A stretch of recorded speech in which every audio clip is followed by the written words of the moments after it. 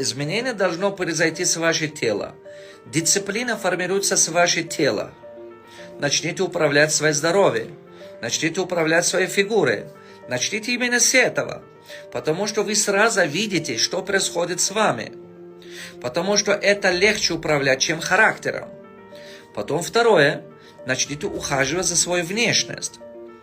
Просто тупо любите себя. Ухаживайте на себя, чтобы ваша привлекательная личность, она выросла.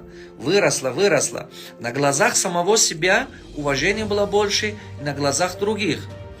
И третье.